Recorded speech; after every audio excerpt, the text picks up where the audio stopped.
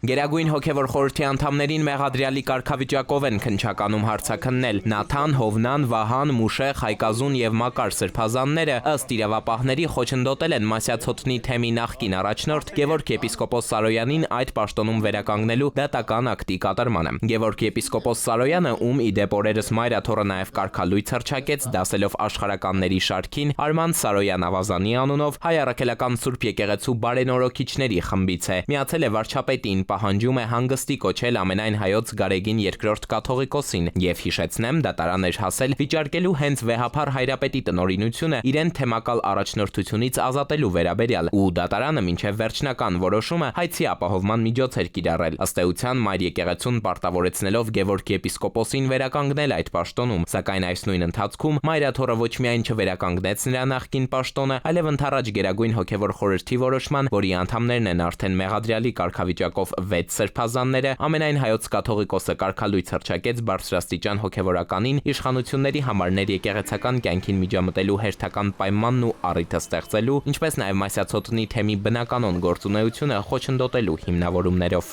Հարկադիր կատարումն ապահովող ծառայության կողմից ներկայացված հաղորդման վերաբերյալ նախաձեռնվել է քրեական բարույթ։ 7 անձի նկատմամբ հարուցվել է հանրային քրեական հետապնդում։ Քրեական օրենսգրքի 507-րդ հոդվածի 2-րդ մասով։ Այն է իշխանական կամ ծառայողական լիազորությունները կամ դրանցով պայմանավորված ազդեցությունն օգտագործելով դատական ակտը չկատարելը կամ դրա կատարմանը խոչընդոտելը։ Հայ առաքելական Սուրբ եկեղեցու դեմ ձեռնարկված արշավի եւ հոգևորականների նկատմամբ իրականացվող բռնաճնշումների ակնհայտ վկայություն, մայրաթոռն այսպես է բնորոշում տեղի ունեցողը։ Քրեական հետապնդման շրջանակներում արգելափակվել է Գերագույն հոգևոր խորհրդի եպիսկոպոս անդամների ելքը երկրից։ Այս դատապարտելի գործընթացը մեր պետության օրենքներով եւ միջազգային պայմանագրերով ամրագրված մարդու հիմնարար իրավունքների կոպտագույն խախտում է, որի նպատակն է խաթարել հայ առաքելական եկեղեցու բնականոն գործունեությունը, մասնավորաբար առաջիկայում Ավստրիայում գումարվելիք եպիսկոպոսական ժողովի աշխատանքները։ Հայ առաքելական Սուրբ եկեղեցու եպիսկոպոսները ավստրիական Սանկտ Պյոլտենում պետք է ժողով գումարեին այս ամսվա կեսին, փետրվարի 16-ից 19։ Հայաստանից դուրս հավաքվելու որոշումը Գերագույն հոգևոր խորհուրդն ընդունել էր, հաշվի առնելով մեր երկրում տիրող ակնհայտ քաղաքական անկայուն իրավիճակը, ինչպես ձևակերպել էին։ Հիշենք նաև, որ Նիկոլ Փաշինյանի հակակաթողիկոսական արշավին միացած հոգևորականները միանգամից հայտարարեցին, թե չեն գնա Սանկտ Պյոլտեն, եւ հիմա փաստացի ժողովին չեն կարողանա հասնել նաև Գերագույն հոգևոր խորհրդի եւս 6 անդամ, նաև նիստերի քարտուղարը 7-րդ հոգևորականը, ում նկատմամբ եւս հարուցել են հանրային քրեական հետապնդում, խափանման միջոց կիրառել բացակայելու արգելքը։ Այս արագությունը, շատ արագ խափանման միջոցների ընտրությունը, շաբաթ օրով քրեական հետապնդում հարուցելու մասին որոշման առկայությունը, միանգամից մեղադրելով տանուցել անձին, որը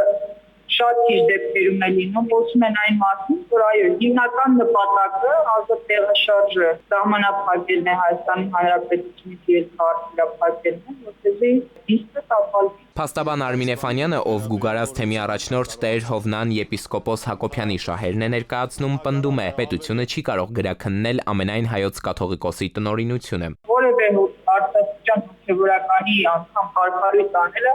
կաթողիկոսի բացառիկ տնօրինությունն է։ Եվ այստեղ հարցը նրանում է, որ ոչ թե Գերագույն խորհուրդն է որոշում կայացնում կարգալույց հռչակել, այլ առաջարկում է կաթողիկոսին, հետևաբար պետության վերաքննության ենթարկել կաթողիկոսի տնօրինությունը, ուղիղ ներքին միջամտություն է։